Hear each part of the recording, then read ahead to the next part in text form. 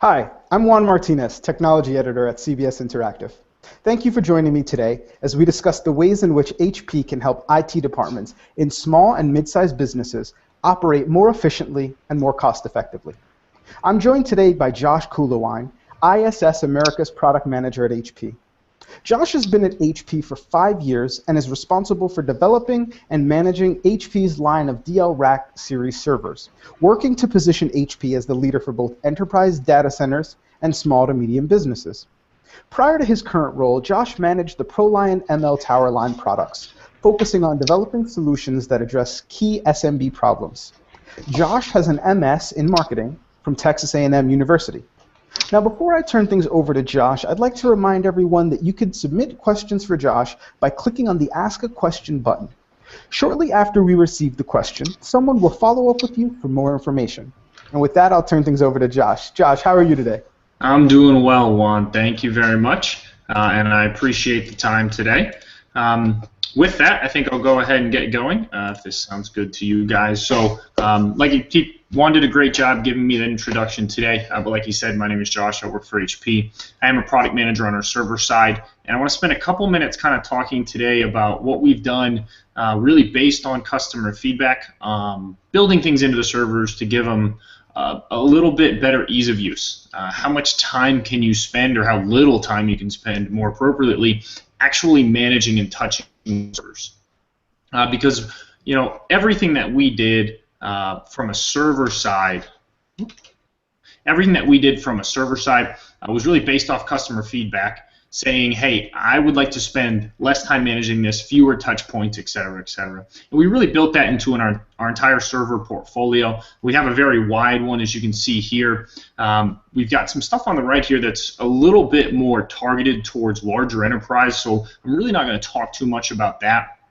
What I'm going to do is cover general stuff that we really built into our tower line, what we call ML, or our rack line, what we call DL, really targeted towards SMB customers. I kept blades in there because as customers grow into more of a mid-market and even up from there out of the smaller and SMB size, a lot of them start to look at blades, and for compute intensive and dense compute, or even if you're just looking to get as power efficient as possible, they become a play. So what I'm going to talk about kind of goes across all of those.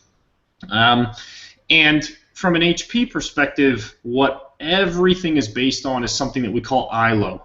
It's our ILO management engine. Now, some of you guys who might be familiar with HP, either recently or from years and years ago, might be familiar with ILO. It is our management engine, and it's a proprietary chip. It's something we as HP build into all the system boards. One of the great things in our latest generation, what we call Gen 8 of servers, is that we built ILO into everything. You can buy a $550 micro server intended for small office and home office environments, all the way up to a $30,000 rack or blade server, and it's going to have the exact same ILO chip in there.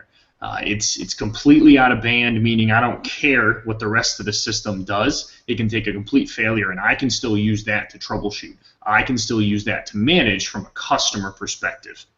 It also has some great capabilities for remote management. With ILO, you can remotely manage a server with some of our advanced features, from very basic to I want to see it's there and turn it off and turn it on, to more advanced, I want to load an OS. I want to completely troubleshoot and do a virtual KVM. Right? I want to be able to have full control, and almost anything I can do physically in front of the server, I can do with the ILO Advanced as well. We see a lot of customers who use that. If you have multiple sites, obviously that's a big one. You might be the only or one of only a few IT people in the company, and you've got 10 sites or 20 sites or maybe even more than that that you need to support. This allows you to do that without having to travel around.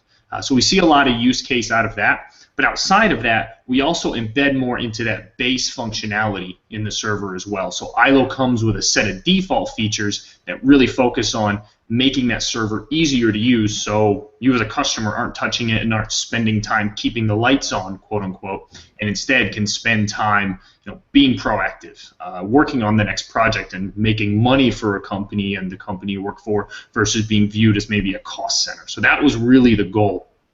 And there's a couple areas you see on here that we really focused on as we did this, and so far, we've gotten really good feedback that customers have been able to use. The first one is, and I'll talk about each of these, setup and install. That's one key time commitment point from customers. The second you see labeled in the middle here as active health, tech support. Okay, so how do we reduce that amount of time? And the third is system management and updating. First, around setup and install, there are some things that we added that sound small, but in my opinion, really goes back to view how much of a time commitment we put into, reducing these touch points from the customer side. And one you see on here shows early video. And you see the stat on the bottom of the screen that says, you can see information after 3 seconds. If you guys have booted up and installed and done servers in the past, years and years and years ago, it might take 10 seconds before you see something after you hit the power button. Well, as servers get more complex and people do more with them as virtualization comes around and I put more in the server, it takes longer and longer. It can take 30 seconds or a minute or even longer on some of the bigger systems. So what we said was, customers told us, I really want to know it's booting first and foremost, so it's not 8 a.m., the coffee hasn't kicked in and I'm not power cycling it while I wait and figure out if it's doing something. And secondly, I'd really like to know what's going on. So what we said is, let's give that video capability to ILO.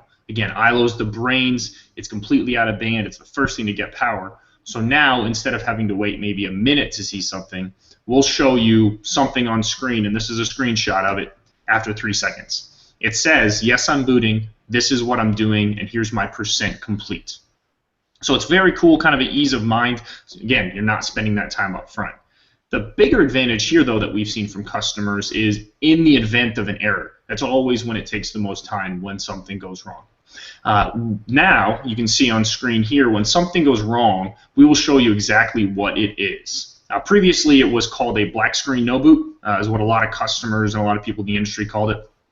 Basically meant the server would halt, you've given no information, hence the black screen, except for maybe some beep codes if you really wanted to see what those figured out. Well, now you can look at it and say, I know exactly what's wrong in plain English, no error codes. The example you see on here says processor 1 DIM 4 has an uncorrectable memory error, action replaced in mentioned above. So now you guys can know exactly what's wrong, go do it, and then continue on to setting the server up instead of possibly having to troubleshoot yourself or even maybe call tech support, and then who knows how long the turnaround time will be. It depends on what your service level is. So it's a small level, but it's how do we reduce the amount of time that you guys have to spend.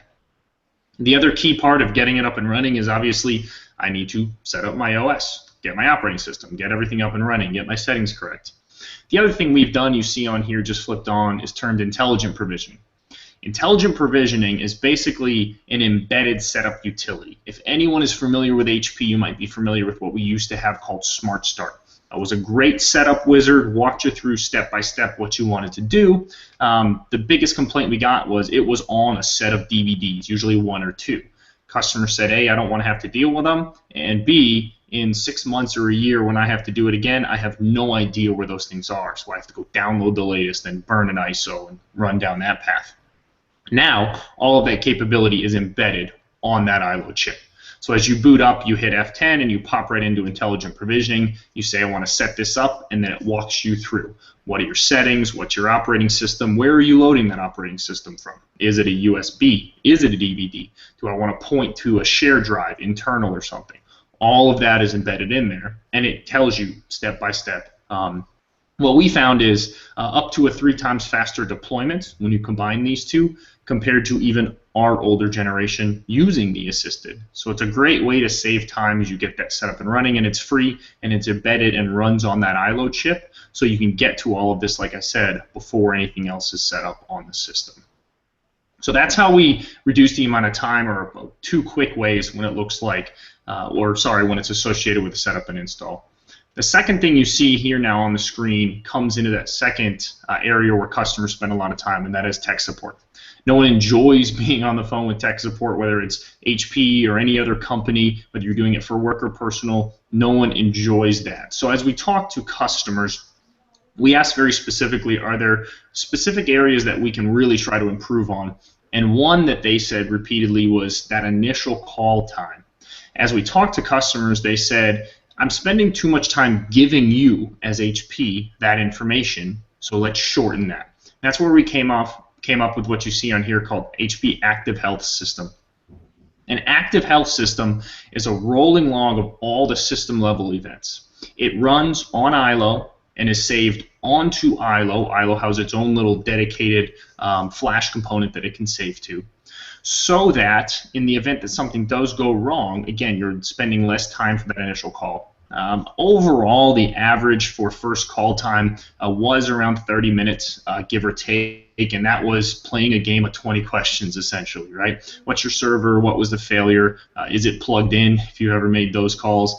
And then a little bit more information and maybe pulling 1 or 2 logs. Now, as you call HP, they can ask, well, what is your active health system log? Pull that for me. And instead of spending 30 minutes getting the information, it takes about 5.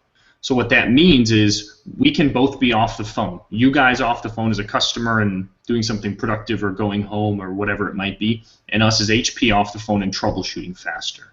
So again, we looked at how do we shorten that time, so not only is it less time on the phone, but we're also getting to troubleshooting faster, so we can get around to that. And this is embedded, again, on every single server, runs on that ILO chip and saves onto that ILO chip, so you can go get it and send it to us at any time, even in the unlikely event that you have a full catastrophic style failure, you can still get to this log.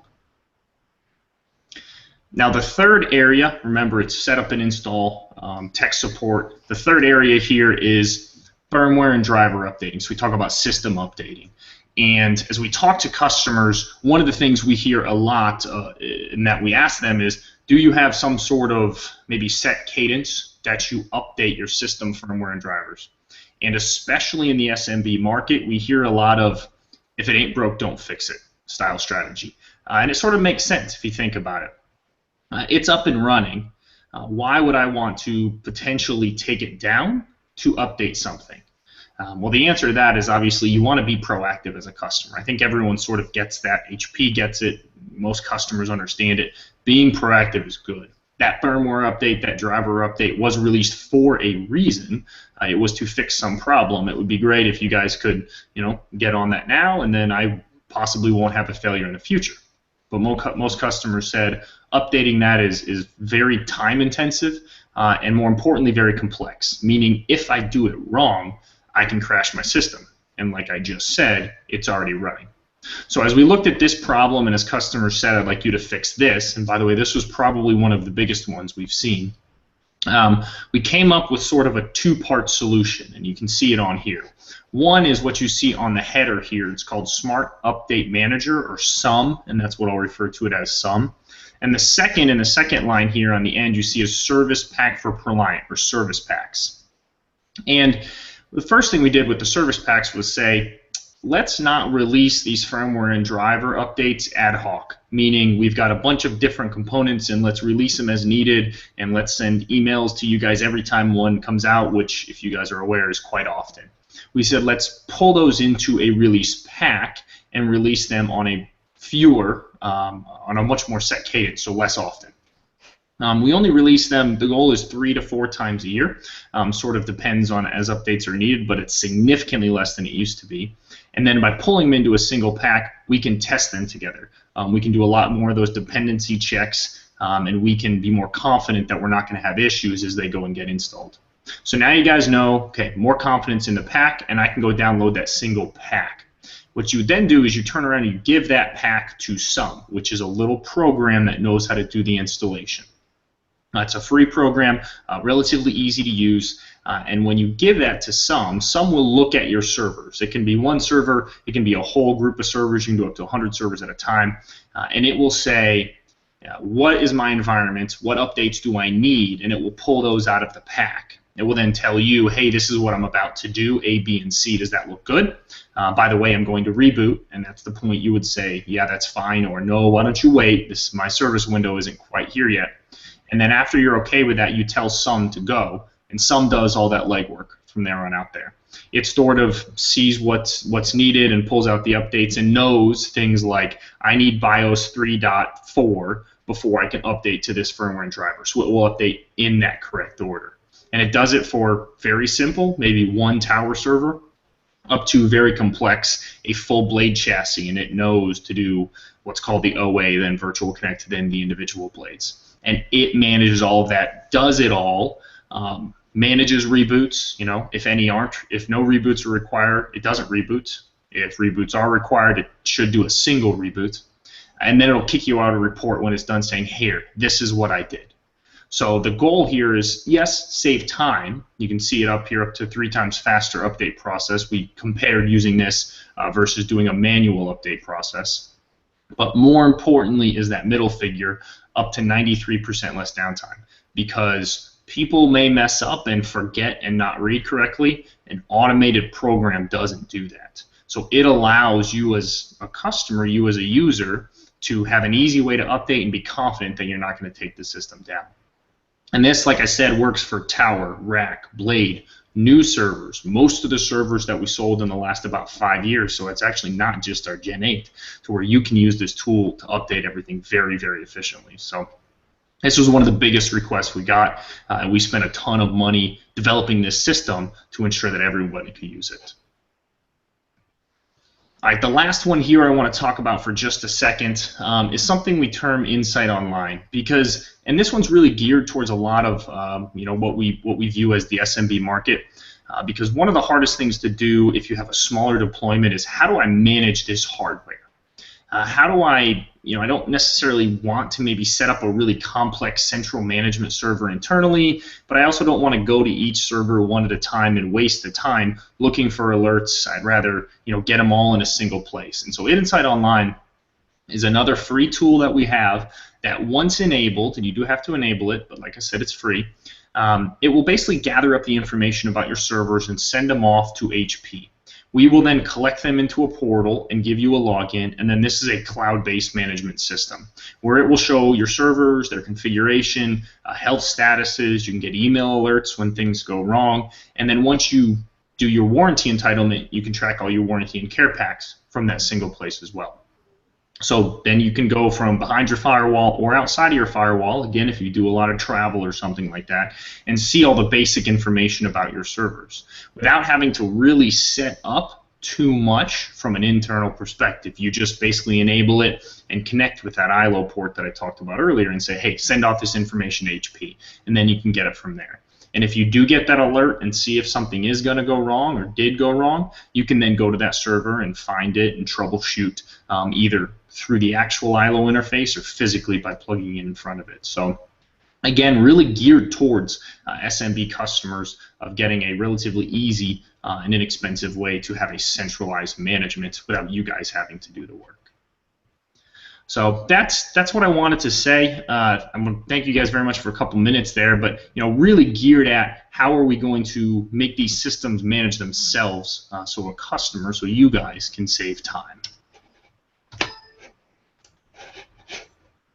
All right, flip it back over here, Juan.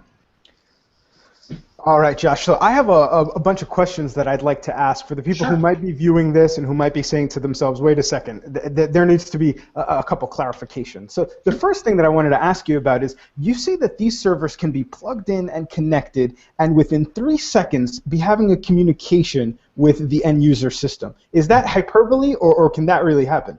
No, we're not exaggerating there. I understand marketing tends to do that, but we're not exaggerating there. We have done all the tests, and it's about 3 seconds to seeing something. And it's kind of interesting you bring that up, because the second you plug that server in, ILO is able to do things, and that's sort of what enables it. I'm not waiting for it to power up before I spin something and then I can see. ILO gets power right away, it spins the graphics, and it is 3 seconds until you see something on screen. So that one's not a marketing spin, that one's actually true. All right, so but it seems to me that there's a steep learning curve for all this. I mean, how steep is the learning curve? And you guys have a startup wizard in play that helps people. Are there other steps that you're taking as well to help people get set up and get things running? Yeah, a lot of people view it as I'm not going to know how to use this and manage it, but there's been a big push recently to make everything more intuitive. That startup wizard you talked about, intelligent provisioning, I didn't even mention it. You can actually use that to manage as well. You can go in there and pull that active health system log I talked about. So it's actually very intuitive, and there's no setup required with that one. For some of our more advanced features, a customer might say, I'm not really sure I know how to use this. We're doing more of putting video tutorials out there. We have what we call a solution demo portal that shows how things are used, and that's an external. So we're trying to put a lot of stuff out there, but it's relatively easy, especially on these embedded tools that I've talked about today. So can you define small and mid-sized business as HP defines that market? Yeah, from an HP perspective, HP is a huge company. It can be anything up to 500 to 1,000 seats, so that can be pretty big. When I was talking today, I was trying to talk about tools that even the sub 500, 200, even and below can use, especially the embedded, like the setup utility and the Insight Online. Those are environments where we see customers who might have 2 servers or 3 servers, and then up from there, really utilizing, because again, it's not really requiring any setup from their perspective. So we did a lot for the I have 10 employees and 1 server, and I might have 50 employees and 2 servers market as we really looked at these. And how is all of this different for small businesses? Is it a question of manpower? Is it a question of resources? Where do you guys step in and help them fill the gaps that they might need to fill? Yeah, it really is manpower. Big businesses will tell you as well, we don't have enough people, but that's very different when you say I have a staff of 20 and I would like 22 versus I am the staff of 1, and you might actually wear another hat as well. So that was the goal. It was manpower. It was you don't have enough time in the day because you might be the IT person, that's the only one, or one of 2. You might also be the marketing person, et cetera, et cetera. So how do we take some of that off the plate? And that also ties back in, actually a good tie into what you asked earlier, of making them easier to use, a little bit more intuitive. So things like that setup wizard, you don't need to be an IT genius to use it. You might be able to do more with it if you know more, but it's really helping that manpower side. Now, what do you think the biggest challenge for small businesses in terms of how they manage their data is? Is it the servers they're using? Is it the influx of volumes of data? What is the biggest challenge there with the information they're collecting? Yeah, it's a couple-fold. I think volume and the influx is definitely a big one. People are looking at, I have so much more data coming in, how do I store it? Which we have, some programs around. But then another big one is actually then, how do I access it faster? So it's managing the data and accessing it. And I didn't even talk about some of it, but we've even got other things around, a relatively inexpensive way where the server can say, hey, you're using this 15% of the information the most. Let me put that on your fastest storage. It's called Smart Cache. So how do you access it's a big one. And then the other one is, from an SMB perspective, do I keep my data locally or do I push it off to the cloud? And so from an HP side, what we say is, most customers for their business critical and secure data want to keep it in-house. It's a security thing. It gives you more control. So we are making sure we have the server that you can set up for that. We even have encryption capabilities these days. But at the same time, we want to make sure we have that option to connect out if there is something that a customer would want to store in the cloud as well. So we're giving them solutions on both sides, and then for that data that's being very close, we have encryption capabilities and faster access with things we call Smart Cache. So they're managing that data quite a bit more efficiently and faster as well. You guys also talk a lot about self-sufficiency. These servers are self-sufficient. They run on their own, essentially. Mm-hmm. Can you talk a little bit about what that means and sort of break through some of the hyperbole to help people understand how they actually are self-sufficient? Yeah, the term self-sufficient is, I think everyone sort of understands it. It's right. Let the server kind of auto-heal itself, even if it can. And a couple easy examples, I talked about the embedded setup, so you're not doing that work, but also something like failure alerts. It's pretty standard that you can do something has failed, send me an email, and we do allow that. You can set that up. But we also do things like predictive failure alerts, where let's look at the hardware inside that might be the most likely to fail. I'll take memory and hard drives because those are statistically the most likely to fail. Let's look at events that have occurred in the last week or 2 on that memory DIMM and have an algorithm that says, hey, I think this memory DIMM is about to fail, and then send off that alert in a predictive failure motion. And then from a customer, you can say, hey, oh, this DIMM is about to fail. Let me replace it on my time versus a failure in the middle of the day, which might be critical for my business. So it's everything we can do to make sure those servers kind of manage themselves and fix themselves as much as possible. So again, you're not having any downtime. That's what IT is really about, uptime. You guys talk a lot about remote server management versus on-premises management. Which one is most effective, and can you talk a little bit about the differences between the two? Yeah, I mean, I would say the most effective from a what can I do is on-site, just because you can physically touch it, right? But the great thing about ILO and its advanced remote management capabilities is outside of physically removing a piece of hardware, that's pretty much all that you're not going to be able to do with the remote management. So we see a lot of businesses moving towards servers that have remote management capabilities and getting those capabilities, because what might take you 10 minutes to troubleshoot, if it takes me an hour to get there, it's going to take me hour there, 10 minutes, hour back. I've wasted 2 hours of my day versus 10 minutes a day, or even worse if it's across country. So I see a lot of people moving towards give me the ability to remotely manage and remotely deploy, which is what the advanced features in ILO give. So outside of physically taking out a DIM or something like that, ILO can do everything else you can as sitting physically in front of the server as well. You guys talk a lot about proactive resolution as well. Is that the same thing as self-sufficiency, or is that something different? And if it is different, how does it benefit your clients? Yeah, I mean, they're very similar in the idea and the end goal, which is uptime, right? I don't want to have to fix it. And the proactivity ties into maybe some actions that the customer that they're going to take, in that I want to make sure I set up this alert to send me something proactively. And then once you hit that point, the server is self-sufficient. It can be up and running. So they overlap a lot, but the end result is the same. You want more uptime from the server, and so we embed things in there to where the server can tell you proactively, I'm going to fail. And we even have from, if you take that to the next level, a proactive support and service aspect where we can contact you before things go wrong and such. So it's not just the hardware, it's some of the actual support and service contract side that we allow and enable as well. All right, let's say that anybody watching this immediately walks away and follows everything you've said step by step. They implement everything you want them to implement, and they use it to its fullest. What do you think the #1 gain for them will be? Will it be fewer resources wasted? Will it be better data management? I mean, what are they going to gain by working with you and doing everything you said to do today? Yeah, I think the marketing answer there is fewer resources wasted. Now, that might mean you are at your kid's soccer game paying attention on Saturday. It might mean you get to leave on time. But it also might mean fewer resources wasted. It might mean I'm not spending 3 hours every day troubleshooting and updating. I'm working on whatever the next project is. Because what we always see, and I think it's regardless of IT or whatever anybody does, there's always something to do.